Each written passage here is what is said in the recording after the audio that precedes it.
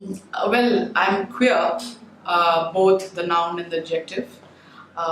Queer as in queer as in weird. Identify with both. What else? I teach, I guess that's a part of my introduction. I like to cook, I like to eat, I like to dance and read poetry. I think that's about it. So, traditionally, I think pride means what it historically meant, right from the 50s, 60s, America, and then we started the pride here. So, it does already have a certain meaning that it's carrying forward. But personally, if you ask me personally, and I would like to see pride on a continuum, like on a spectrum, I don't know what the opposite of pride would be. Would it be shame? Would it be invisibilization? So if we think of pride like this, and we think of shame, if we assume that shame is the other side of pride, this is pride and this is shame. So is invisibilization, and then you have indifference.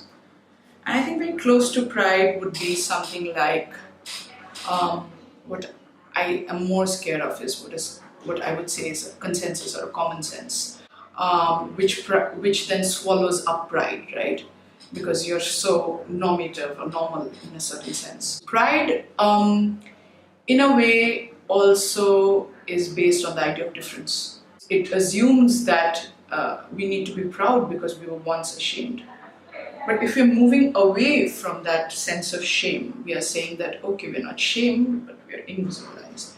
Okay, we're not invisibilized, but, So personally, I think pride is loaded with historically what we see as pride. Okay, a certain shamelessness. As a queer person in 2018, pride would mean moving away from common sense, but also being here.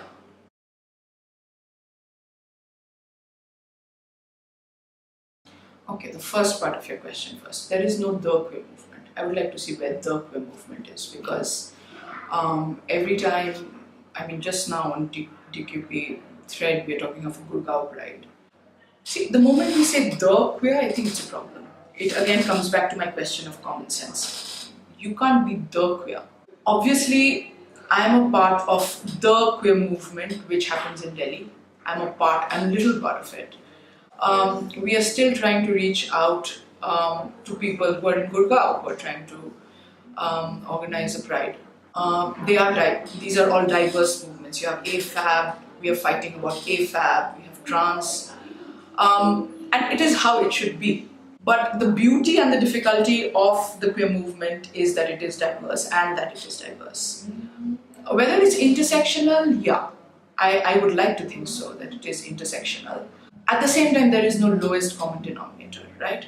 I remember after the December 2013 judgment, the High Court, there was also a huge sort of impetus to make everything queer. So we are all queer. 377 affects us all.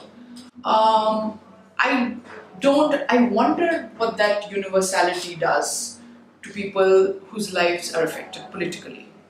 The problem with intersectionality, and I just don't mean here, because intersectionality is different from solidarity. How do you extend solidarity if there is no lowest common? And the point of intersectionality is there is no lowest common denominator. So yeah, it is intersectional in that sense, that if you're talking of intersectionality in terms of coming together of the marginalized, but that in itself does not make it intersectional. So because I don't think there is the queer movement, because it's very different flavor in, say, Kolkata, the Sappho for Equality, for example.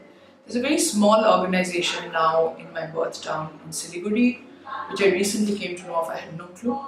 But the fact that it has begun, that it is starting discourse, is a huge thing. Obviously, the issues are not going to be corporate funding. It'll be great just to have a funding. Obviously, it's a diverse movement. Right? Movement is inhabited by many cities, many issues. If there are 2 women who've committed suicide, the struggle is to keep hope. And yeah.